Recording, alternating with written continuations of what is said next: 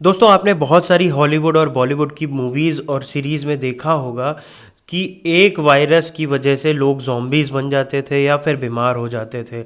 कुछ ऐसी ही news Russia के साइबेरिया रीजन से आ रही है, जहाँ पे फ्रेंच साइंटिस्ट ने एक 48,500 साल पुराना ज़ॉम्बी वायरस एक बर्फ़ से ढकी हुई झील के सरफेस से नीचे से निकाल लिया है। उसे वापस से रिवाइव यानी पुनर्जीवित कर दिया है। तो पहले ये जानते हैं कि आखिर इसका नाम ज़ॉम्बी वायरस क्यों रखा। ज़ॉम्बी शब्द का सबसे पहली बार जिक्र 1819 में एक पोएट ने किया था। इस शब्द का मतलब होता है द अनडेड, यानी कोई ऐसा जीव जो टेक्निकली तो मर चुका है पर बिहेव ऐसे करता है जैसे कि जिंदा हो।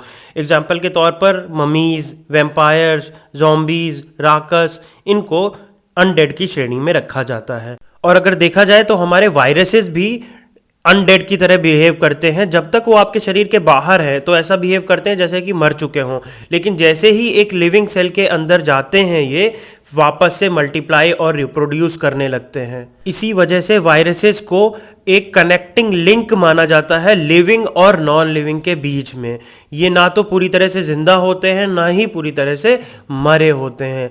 ये भी ज़ॉम्बीज़ की तरह बिहेव करते हैं। तो बेसिकली हुआ ये है, ग्लोबल वार्मिंग की वजह से परमाफ्रॉस्ट पिघल रहे हैं और उसकी वजह से साइंटिस्ट लोगों को सरफेस के नीचे रिसर्च करने का मौका मिल रहा है।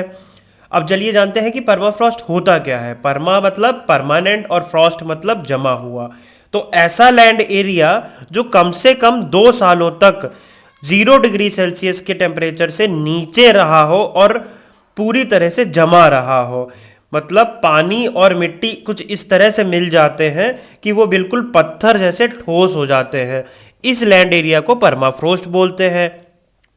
ये बेसिकली नॉर्दर्न हेमिस्फेयर के रीजन में देखा जाता है, जैसे अलास्का है, ग्रीनलैंड है, कनाडा, साइबेरिया, इस तरीके के रीजन में परमाफ्रॉस्ट पाया जाता है।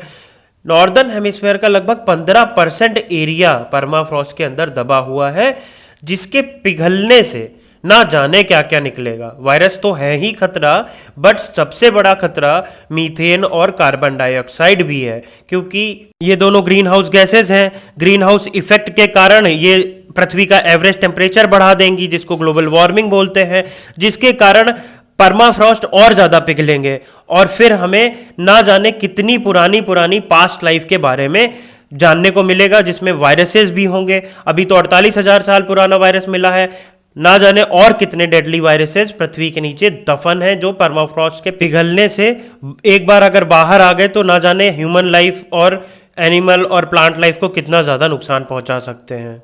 खैर ये कोई नई बात नहीं है। इससे पहले भी 2013 में एक वायरस ढूंढा गया था जो कि 30,000 साल पुराना था, बट ये वाला तो उससे भी पुराना है, 48,500 साल पुराना है।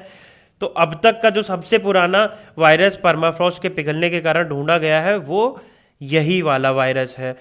अच्छा, इस रिसर्च के दौरान साइंटिस्ट लोगों को एक और चीज़ पता चली कि ये वाला वायरस तो इन्हें यूकेची एलस नाम की एक लेक के बॉटम में से मिल गया, लेकिन इस तरीके के वायरसेस और भी जगह देखे जा सकते हैं। जैसे मैमथ के फर के अंदर मिल जाता है, या फिर साइबेरियन वुल्फ के आंतों के अंदर मिला है। साइंटिस्ट ने तो ये भी बताया है कि ये जो ज़ॉम्बी वायरस हैं इनके अंदर इन्फेक्शन कॉज करने की बहुत ही ज़्यादा क्षमता होती है, और जितना भी लिविंग है उसकी हेल्थ के लिए बहुत ज़्यादा खतरा पैदा कर सकते हैं। लिविंग में चाहे प्लांट हो, एनिमल हो या फिर ह्यूमन हो।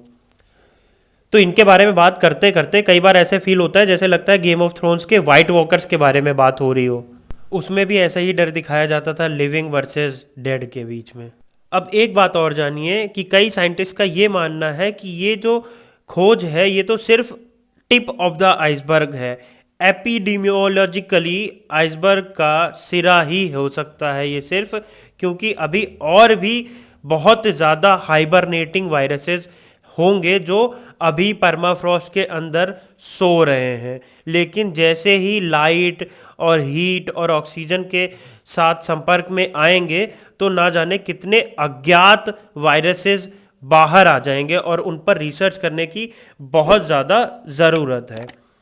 अब ये तो हो गई सारी डर वाली बात, लेकिन अभी के लिए थोड़ा सा रिलीफ ये ले सकते हैं हम कि अभी इस स्टडी का पीयर रिव्यू होना बाकी है। पीयर रिव्यू वो समीक्षा होती है जिसमें सेम लेवल के रिसर्चर्स, साइंटिस्ट, ऑर्गेनाइजेशंस, लैब्स ये सब रिसर्च करके उस स्टडी की वैलिडिटी को चेक करते हैं और फिर उस पे एक कॉमन राय बनाकर रिलीज करते हैं। इसे बोलते हैं पीयर रिव्यू। पीयर रिव्यू के दौरान अगर साइंटिस्ट कम्युनिटी को इस समीक्षा में कुछ भी सच्चाई महसूस होती है तो वाकई में हमारे सर के ऊपर फिर से एक पैंडेमिक्स का खतरा मंडरा रहा है, फिर से वही लॉकडाउन, फिर से वही आइसोलेशन, बीमारियां और डेथ्स। होपफुली ऐसा ना हो और हम सब सुरक्षित रहें, यही कामना करनी होगी, क्योंकि नया पैंडेमिक फेस करने की हालत में अभी ह्यूमैनिटी नहीं है। ऑलरेडी अभी हम सोशली, पॉलिटिकली और फिनेंशियली पिछले वाले पैंडेमिक से मूव ऑन नहीं कर पाए हैं। इस तरीके के वीडियोस को देखने के लिए चैनल को सब्सक्राइब करें, वीडियो को लाइक करें और शेयर करें। यहाँ पे हर रोज़ आपको अलग अलग सब्जेक्ट्स जैसे कि science, astronomy, geography, environment, current affairs, general awareness के वीडियोज़ मिलते रहेंगे। Thank you so much for watching and supporting Adwish insights.